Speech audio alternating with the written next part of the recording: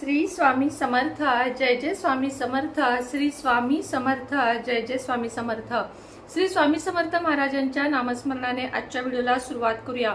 शुभ दुपार तुम्हा सगळ्यांना। कसे आहात तुम्ही सगळे? आशा व्यक्त करते स्वस्थ असाल, मस्त असाल, स्वामींच्या सेवेमध्ये रममाण असाल।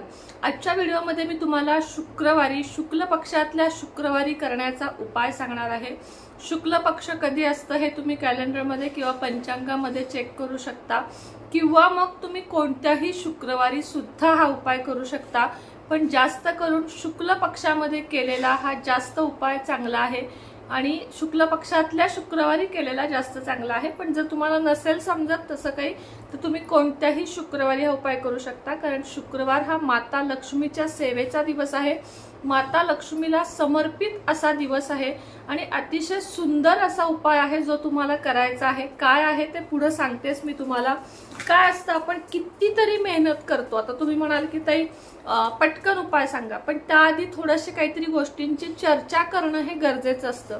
खूप मेहनत करून कोणासाठी हे उपाय आहेत हे सांगणं पण तितकंच गरजेचं असतं, की खूप मेहनत करून ज्यांना यश येत नाहीये। तुम्ही बघा की एखादा खुर्चीवर बसलेला व्यक्ती महिन्याला 1 लाख कमवतो आणि खड्डे खोदणारा माणूस रोजचे कसे तरी 200-300 रुपये कमवतो। मग असं आहे का की कष्ट केले तरच पैसे मिळतात? असं नाहीये। काही वेळेस नशिबाची, शिक्षणाची, जास्त करून नशिबाची आणि शिक्षणाची साथ असेल तर माणूस कुठेही कमवू शकतो। मात्र जे कमी शिकलेले आहेत, ज्यांना अगदी रोजची रोजगारच ज्यांना कमवायचा आहे, त्यांच्या पैशामध्ये कशी वाढ झाली पाहिजे, किंवा श्रीमंत आहेत, मीडियम आहेत, मिडल क्लास आहेत, त्यांच्या परिस्थितीमध्ये पण कशी वाढ झाली पाहिजे, या सगळ्याचा विचार करते मी। आणि मग मी त्यानुसार ग्रह तारे किंवा त्या वस्तू एकत्र करून ते उपाय मी तुमच्यासाठी काढत असते, जे मी स्वतः करत असते आणि त्यानंतर तुम्हाला सांगत असते।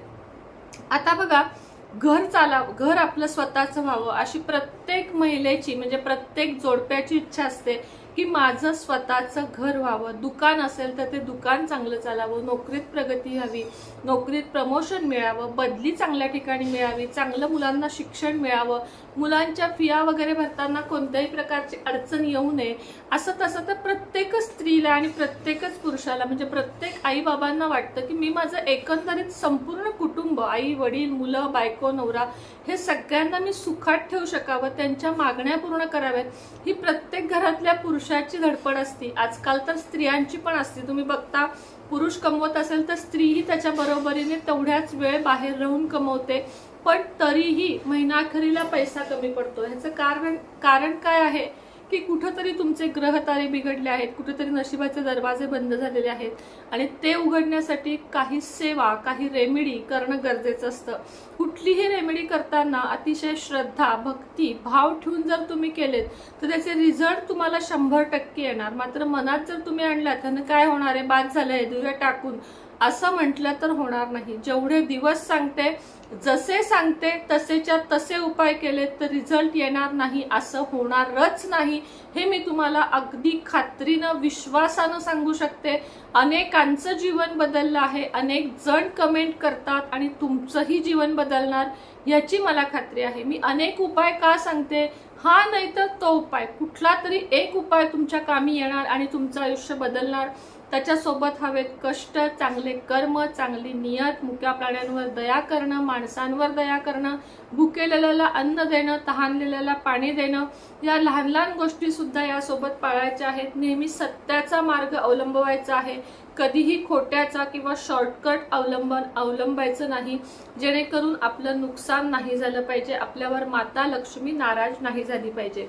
आता बघा, मी तुम्हाला 2-3 गोष्टी सांगतेय की घरातलं मीठ हे कधीही संपून द्यायचं नाही, की मीठ संपलंय, पार बरणीतलं मीठ संपले आणि त्याच्यापुढे तुम्ही मुलाला पाठवताय किंवा पतीला पाठवताय, जावा मीठ घेऊन या, ही गोष्ट माता लक्ष्मी घरातून बाहेर जाते आणि अलक्ष्मी घरात प्रवेश करते। तुम्ही शुक्रवारच्या दिवशी, मी तुम्हाला कायम सांगते, शुक्रवारच्या दिवशी एकदम 3-4 पाकिट मीठ, 5-10 किलो साखर एक्स्ट्राची आणून ठेवा, तांदूळ, या गोष्टी आणल्या ना तुम्ही या दिवशी, तर बघा माता लक्ष्मी तुमच्या घरात कमी पडून देते का। या गोष्टी शुक्रवार टू शुक्रवार तुम्हाला आणायच्या आहेत, म्हणजे जेव्हा आणाल तेव्हा शुक्रवारी आणायच्या आहेत। प्रत्येक शुक्रवारी कोणी किराणा आणत नाही, पण शक्यतो शुक्रवारी तुम्ही जर ह्या 3 वस्तू भरल्या, तांदूळ, मीठ आणि साखर, तर तुमच्या घराला यश प्रगतीपासून कुणीही अडवू शकत नाही. त्याचप्रमाणे मीठ ठेवताना ओल्या जागेवर, जिथं जाळ्या जळमट आहेत तिथं कधीही ठेवायचं नाही. मिठामध्ये उष्टे हात कधीही बुडवायचे नाहीत. मसाला दाण्याची जी आपला डबा असतो त्यात मीठ कधीही चुकूनही ठेवायचं नाही. एकतर ते स्टीलचं भांडं असतं आणि त्यामध्ये खरकटे म्हणजे हळदीचे तिखटाचे चमचे घातले जातात. मीठ हे अतिशय शुद्ध आहे. मिठाची बरणी सेपरेट असावी, वापरायची रोजची सेपरेट असावी आणि स्टॉकची बरणी जी असते ती सेपरेट असावी आणि त्या दोन्हीही बरण्या काचेच्याच असाव्यात. चिनी मातीच्या किंवा काचेच्या, प्लॅस्टिकच्या आणि स्टीलच्या भांड्यामध्ये, लोखंडी भांड्यामध्ये चुकूनही मीठ ठेवू नका. दारिद्र्य संपता संपणार नाही. अनेक अडचणी घरात प्रवेश करतील, अलक्ष्मी घरात नांदेल आणि तुम्हालाच कळणार नाही की तुमचे असे दिवस का बरं सुरू झालेत, आपण नक्की कुठं चुकलो हे तुम्हालाही कळणार नाही. त्याचप्रमाणे मीठ आणि साखर घरात एकत्र कधी ठेवायचं नाही. म्हणजे शेजारी शेजारी मिठाची बरणी, त्याच्या शेजारी साखरेची बरणी, या दोन्हीच्या मध्ये काहीतरी असावं किंवा दोन्ही लांब लांब असावं.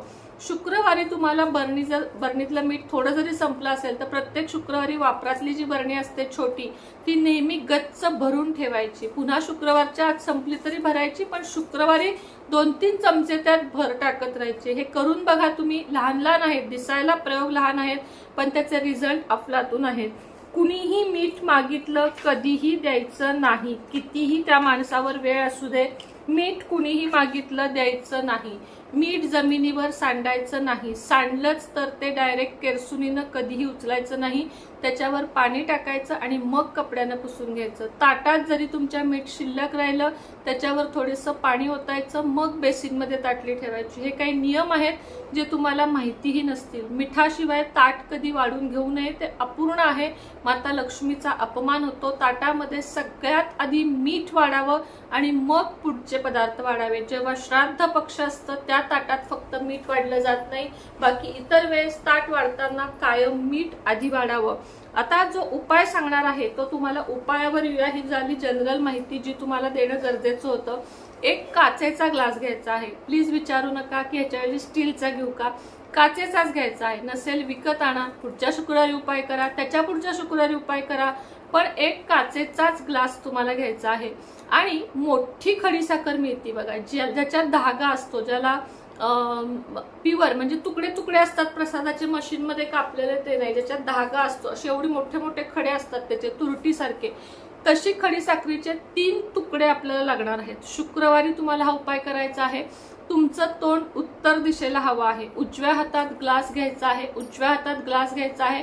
डाव्या हातानं सगळ्यात आधी माता लक्ष्मीचं नाव घेत त्यामध्ये तुम्हाला 3 खडीसाखरेचे तुकडे टाकायचे आहेत. त्यानंतर 3 चिमूट चांगली हळद, खरकट्या डब्यातली म्हणजे वापरातल्या डब्यातली नाही, देवाची 3 चिमूट हळद त्याच्यावर तुम्हाला टाकायची आहे. आणि उरलेल्या जागेत संपूर्ण अखंड बासमती तांदूळ जो असतो, तुटका नाही, अखंड, पावशेरभर विकत आणा, अखंड बासमती तांदूळ त्यामध्ये गच्च भरायचा आहे. आणि त्यानंतर ही जी हा जो ग्लास आहे तो प्लेटवर झाकायचा आहे. आणि किचनमध्ये उत्तर किंवा पूर्व दिशेला तुमच्या डोक्याच्या वर येईल असा, म्हणजे डोक्याच्या खाली नाही आला पाहिजे, डोक्यात असा बघायला लागला पाहिजे तुम्हाला, अशा ठिकाणी ठेवा. भले तिथे एखादी काच लावून घ्या, काहीतरी लावून घ्या ग्लास ठेवण्यासाठी खास, पण तो ग्लास तिथं झाकून तुम्हाला कायमस्वरूपी ठेवायचा आहे. आता हा जिथं तुम्ही ग्लास ठेवणार आहे तिथं घाण नको आहे, स्वच्छता पाहिजे आहे, जाळ्या जळमट नको आहेत.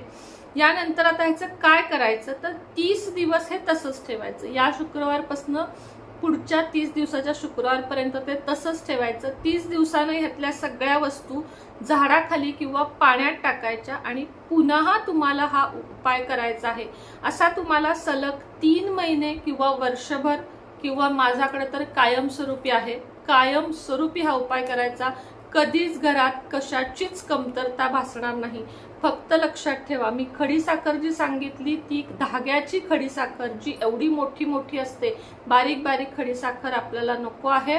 धाग्याची खडीसाखर मिळते, किराणा मालाच्या दुकानातही मिळते. मोठी खडीसाखर त्याला काहीतरी म्हणतात बघा, मला वाटते काय म्हणतात त्याला, वेगळा एक शब्द आहे त्या खडीसाखरेला, ते बुरादा काहीतरी वेगळंच काहीतरी नाव आहे त्याला.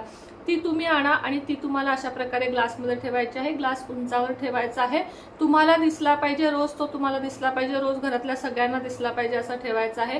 काचेच्या ग्लासवर थोडंसं डिझाईन असेल तरी चालेल, प्लेन असेल तरी चालेल. काचेचा आकार केवढाही असू शकतो, एवढा असू शकतो, एवढा असू शकतो, एवढा असू शकतो, केवढाही ग्लास असू शकतो, चालेल. उपाय करून बघा. रिझल्ट नाही आला तर मला सांगा. आत्ताच्या व्हिडिओमध्ये इतकंच होतं. व्हिडिओ कृपया सगळ्यांना शेअर करा. व्हिडिओला जायच्या आधी एक लाईक द्या माझ्यासाठी आणि कमेंटमध्ये श्री स्वामी समर्थ लिहायला विसरू नका. श्री स्वामी समर्थ.